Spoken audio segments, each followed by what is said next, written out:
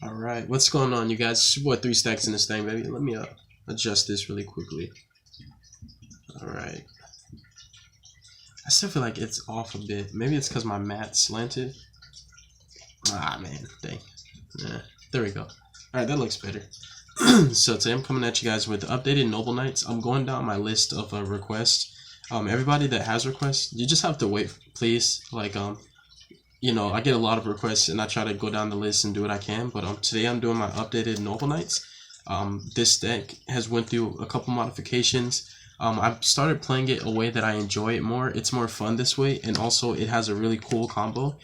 There are some cards that I want to start playing because it helps facilitate the combo, which is going to be definitely I want to consider the ancient the Phantom Knights Shade Brigandine. I want to consider that so I can make a turn 1 Time Thief Redoer with the trap, and it's a soul turbo card. I'm considering playing Sky Striker Engage and Hornet Drones just so I can turbo out warriors and make a sold and have my extenders for the combo. But essentially, the way I'm playing this deck now, and there are some white sleeves because I didn't have enough purple for these traps, but I'm playing it in a more control-oriented manner. It's always been one of those decks that has a control element, essentially, but it's just really good at building this kind of protect the castle board, and it has really solid turn 2 plays and pushes, and also can go for game really quickly. It can OTK out of nowhere, and it's solid going second against certain decks. Like, it has a really good going. It depends if somebody has there can only be one. I would say that there can only be one changes a lot because this deck is warrior eccentric, and having only one, just hurts you. But if they don't have like there can only be one, this deck is really good against Sky Strikers. It has a fair advantage because of I play all my decks. And I know and I tested this. I also have a first place undefeated Noble Knights Avalon build because I took it because people were saying, oh, like you don't play your decks and stuff like that. And I was like, what do you mean I play my decks? So like I did go undefeated with this before. But this list is really different. Essentially, I created my own little combo. I was just like trying to figure out ways to raise the ceiling of the deck going first, because side decking is really I side deck for going second, and I don't like hand traps, so I didn't want to put hand traps in to help me have a better going first game. I wanted something that can solidify games, especially against Pendulum and certain decks. I just want blowouts, so I created my own homemade custom combo. Like that I didn't get from anybody or anywhere, and I'm gonna show you guys pretty much how you can do it. But I'm gonna get into my list and you guys will see this is a really fun list. I like it. Noble Knights are a really cool archetype. I love the lore behind them, and yeah, let's get into the deck profile, you guys. So we're starting off with 3 Morgans. Essentially, yeah, you can say, oh, 3 Stacks, you're a hypocrite. You said you don't like hand traps, but you play this. But this is archetype specific, and it's technically just a negate. But if you want to consider this a hand trap, it's the only hand trap I play. I like Morgan. She's a really great card. I think that she protects your combo like how a Called by the Grave would or should, because your combo only starts when you have a Noble Knight and a Noble Arms in the first place. So she's like my Called by the Graves, but also helps me going second. She's really good. If her text just said you can only activate the effect of Morgan, it would actually be better for when they negate it and you can activate another one, but it is what it is. We still play 3 copies of Morgan. She's a pretty strong card if you ask me. Next up, we're going to get into the one of the best cards in the deck, honestly, is 3 copies of Merlin. There is some cards that are restrictive in this deck and some are not.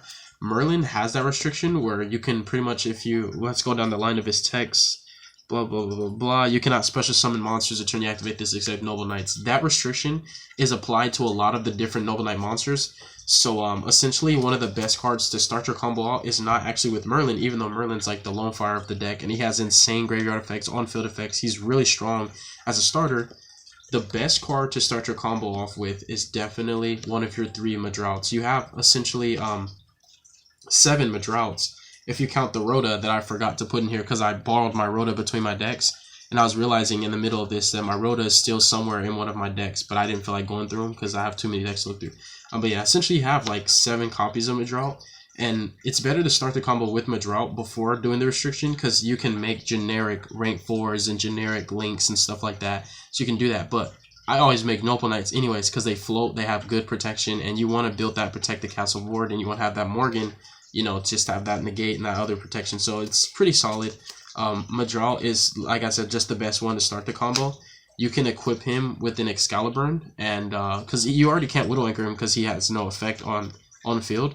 But when you equip him with Excalibur, now they can't Widow Anchor him at all because he can't be targeted, and you can start your combo with that protection. So like I said, it's pretty good. I'd say one of this deck's easier matchups, not like that it's free or a walk in the park, but one of this deck's easier matchups is the Sky Striker matchup. Um, is that a better?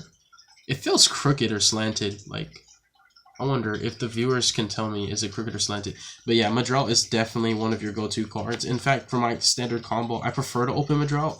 And the other reason is because he gives you residual. I like to call it residual income, even if it's not actual money. He gives you advantage that you accumulate over time. Now, gradually enhanced statistics and all that, some things may vary, but at the end of the day, resolving Madral essentially gives you follow-ups because you resolve Boars. Boars gets you, you know, your until noble arms needed again. This has an incredible graveyard effect that lets you just snowball and cascade into a ton of advantage, plethoras in fact. And it's all just kind of like looming threats. You know, it's not a threat right now, but in a turn it's going to be very devastating. And sometimes, and depending on the matchup, it can be extremely detrimental. You can put yielding impediments on your opponent's playstyle if you happen to play a deck like Sky Strikers where all their spot removal targets and destroys. Then they have to kill your equip just in order to kill your monster, but they forget that equip can re-equip from grave to another warrior. So it just, like I said, it just depends on the matchup, but this deck is a pretty good rogue deck. It's definitely not tier 2, I would say, just because it has that situational, very specific hand that you need, and the setup requires a vast amount of resources, and typically the combos are 2 and 3 cards, you know, and it's really nice to have 2 and 3 card combos because those are effective. Obviously, you don't have 1 card combos unless you play like Neo Space Connector, which again, making I sold is one thing, but making I sold plus another rank 4 is your game plan. So that's where your combos always require more than two cards sometimes. Next up, we have 3 copies of Cussinin. Cussinin is the embodiment of an extender. He does what you need him to do. He gets an extra body on field and gives you an additional summon. That's the embodiment, unbridled. Absolutely the perfect definition of what an extender should and is. What should be and is. So Cussinin is a great card.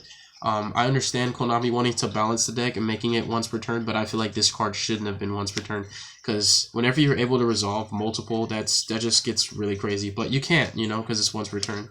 Then I play Ivan. I like this guy obviously because he has my name.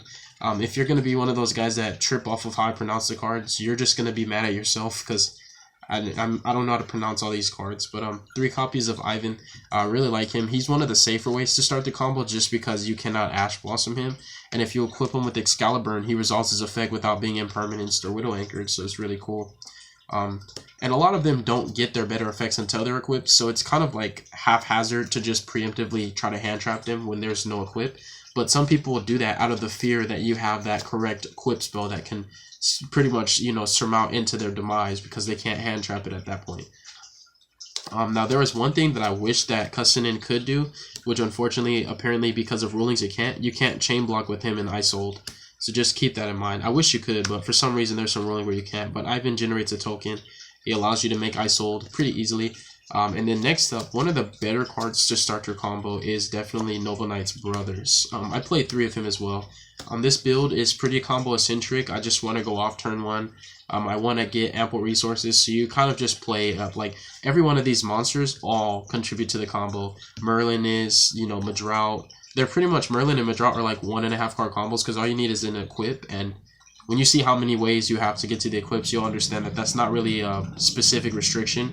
And Ivan contributes to the combo. Brothers can start it by itself. Cussinin contributes. Like, all of these cards really make the deck more consistent, and they're archetype specific 3-ofs. So realistically, you'll see these very often because they're searchable as well.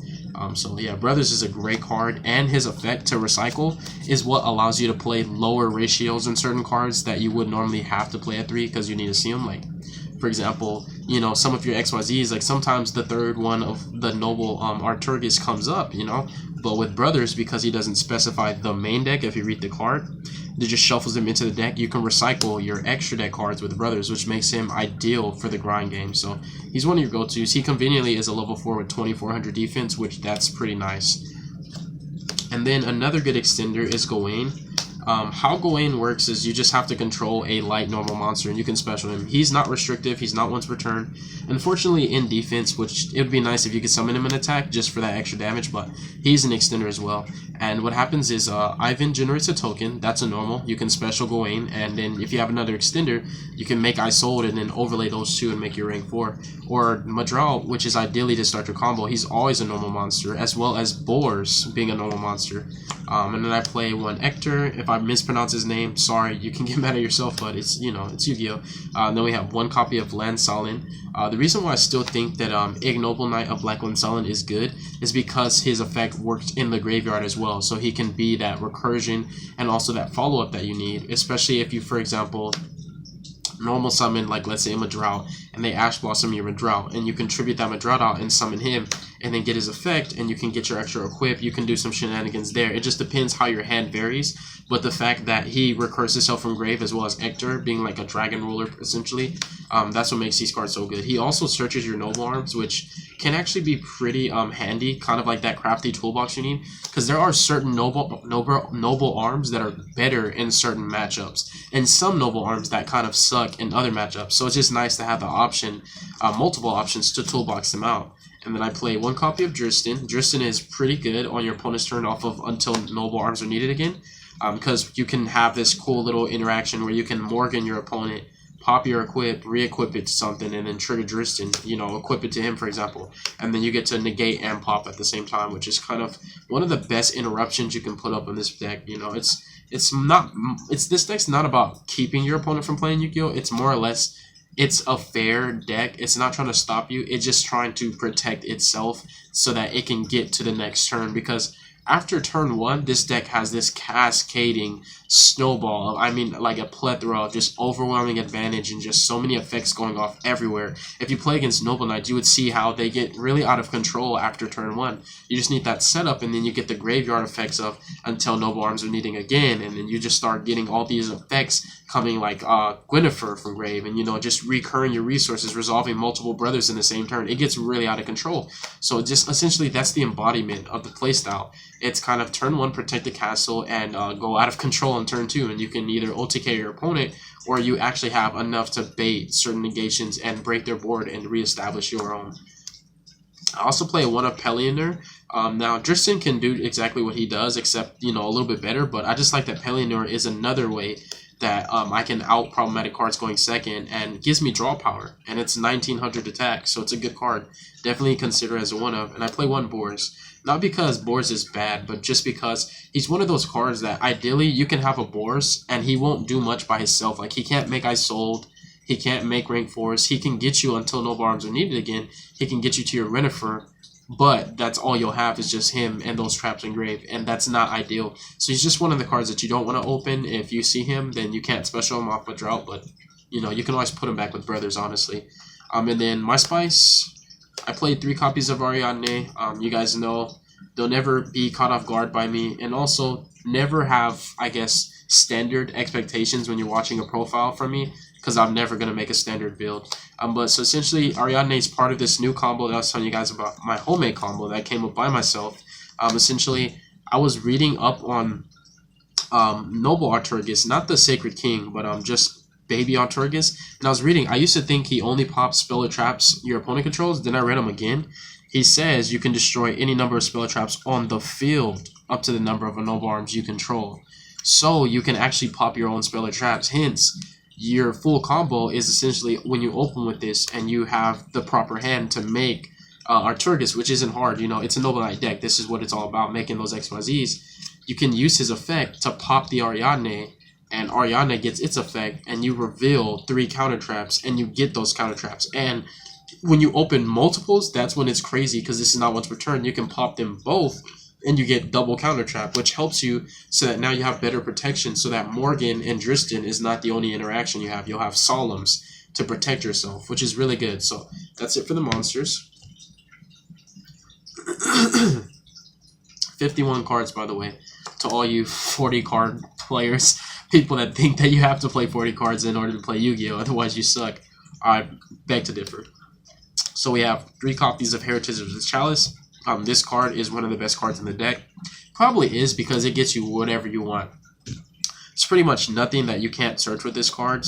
It's pretty insane. It has an incredible graveyard effect where you can have one and never see another one and just keep grinding with that same Heritage. So once you see this card, you're in a very good position. I'll say that much. Heritage is a pretty powerful card. A very good support that Noble Knights definitely deserved, because they are a very old deck and they've made a name for themselves. Then I played 2 Excalibur, and I think 2 is the correct ratio. I played 2 Destiny, And I also play one Caliburn. Now, Caliburn really helps me because I do play Solemns, and you can gain 500 life points, which is relevant. It has a cool other effect. It's really important for this build, and it's incredible in time. I play one Gallatin. Just making a gigantic monster that can be targeted or destroyed by card effects is pretty nice. Even though Orcus are in the picture, we know that Dengirsu and Longirsu can play around that. But it's still, you know, some protection is better than no protection at all. And then we have Arthur. I don't play Clarent anymore because essentially all Clarent would do is allow me to attack directly. If I was that desperate for it, I would play it, but it just doesn't come up enough for me. But this card is really good this format because there's a lot of control decks, and this is not once per turn, so you can actually resolve it multiple times in the same turn. And then I play Gwynnifer. She actually does count as a Noble Arms. She can be equipped as if she was a spell, even though she's a monster, so she pretty much goes in the same lineup. And then I also played 2 Glories. This just adds a surmount to the Noble Arms. You just want to play a decent amount, because if you don't open any of them, there's a lot that you cannot do without Noble Arms. So not only do you play all these Noble Arms, you got 2, 3, 5, 7, 9, 10, but you have the 3 Heritage, which gives you 13, which is really nice. It's a decent ratio. And I played 2 until Noble Arms are needed again. This card is insane on activation, insane engrave. It's a really good card. And then I play, these are the white sleeves. I don't have enough purples, otherwise these would be in purple sleeves. But I played 3 Judgment and 3 Strike and 1 Warning for the trap lineup. Now the extra deck is 3 Isold. Even though you can put this back with Brothers, this is the ideal Link monster. It's so funny how a lot of decks will play Isold, but she belongs in the Noble Knight archetype. This is where she belongs. And thank God Goki didn't get her banned, because that would have hurt us Noble Knight players. But 3 Isold, definitely. She's just a boss. I use both her effects every turn. You want to pretty much turbo her out first, and then put your rank 4s on board. So yeah, definitely a 3 of. You can play 2 and get away with it, but I've just found that 3 is ideal. It's like Soul Flare in your Galaxy Eyes. And then I play 2 copies of Baby Arturgus, and then 2 of the Big Arturgus. Essentially, it's Arthur. They just call him Arturgus, but he is King Arthur.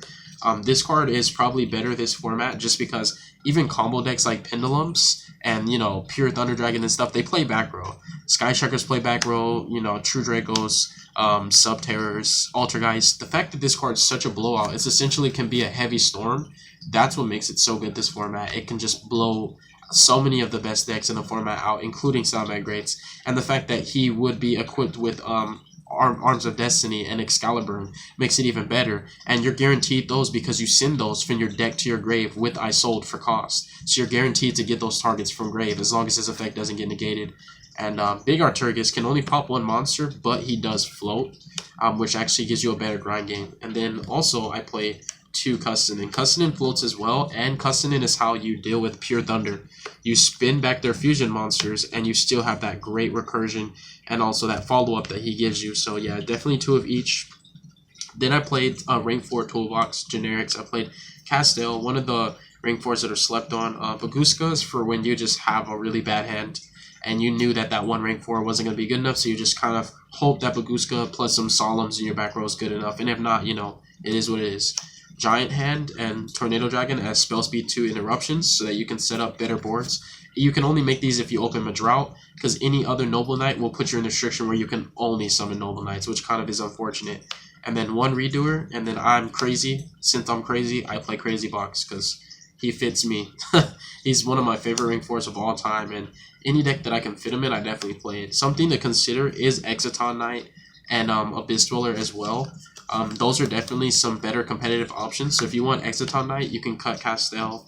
If you want Abyss Dweller, you can cut Crazy Box, and you can just play these plus Abyss Dweller and you know, what was I saying? Abyss Dweller and Exciton Knight. You can play those just in case anybody's gonna ask why I don't play them.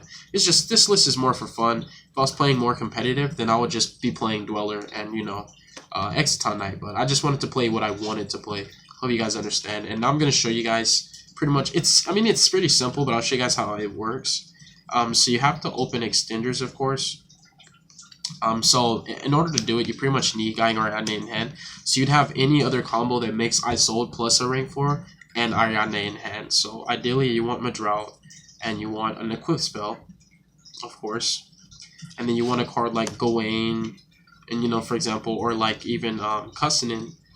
You know, and it gets even better if you just open with Brothers. But like, let's say you had something like that, essentially you can just go normal Madral, equip him with Excalibur, and then activate his effect, and you'd bring out Boars. I'm sorry, you normal Madral and you'd special Gawain first before I forget that. Then you equip him, and you'd bring out Boars. This is why you play so many extenders, because you need to make a sold and a rank 4. So you just, like I said, it's not really like there's 2-card combos and 1-card combos that make I sold, but to get a sold plus a rank 4, you just need more cards. So you'd equip him with Excalibur, and you'd bring out Boars, then pop this, re-equip him from grave to Boars, and Boars would grab 2 of these plus also the Guinevere. And ideally you want your opponent to just give you the Guinevere or the Noble Arms you need again.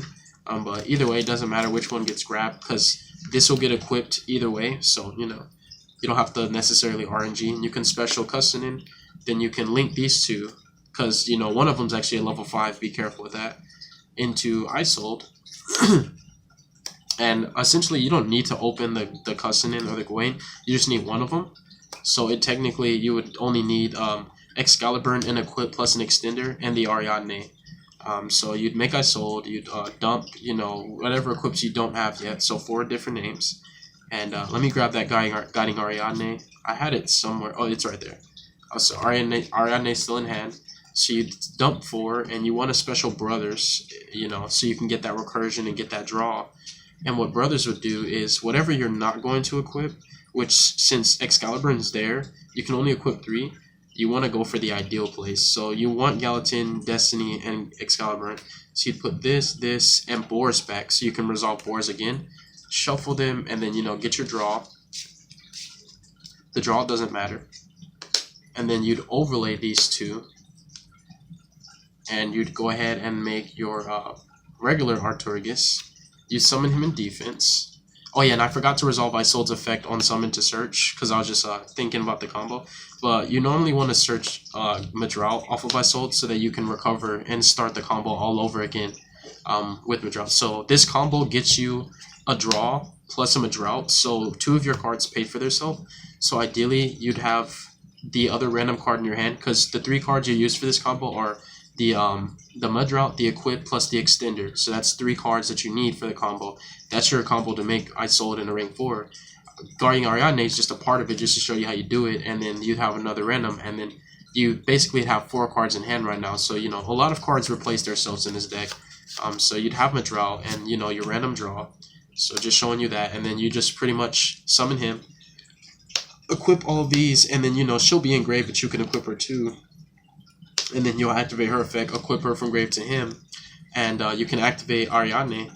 And if you read them, I want to make sure you guys understand this. It says destroy any number of spell traps on the field up to the number. So that means you don't have to destroy as many as you control. It's up to. So you have the option to destroy how many you want. So what you'll do is just destroy that one Ariadne, and you'll search one of the Solemns. So, ideally, I want to play Scolding, but if I played Scolding, I couldn't play any other Solemns, because Scolding has to be the only set. So you just search out a Judgment. You'd set the Judgment, and you have full back row. And now Judgment lets you stop evilly. If you have Morgan, you have 2 ways to counter evilly. And then not only does this combo get you a draw and a search, but you get follow-ups from Noble Arms Are Needed again twice. So you can see that the combo pretty much sets you up for the rest of the duel. You don't have to resolve anything else. And that's pretty much how it works, you guys. So thank you for watching the profile. I hope that you guys enjoyed it. God bless you guys. Make good choices. Don't hurt your brain cells. Stay tuned for future content. And you folks have a beautiful day, alright? Peace.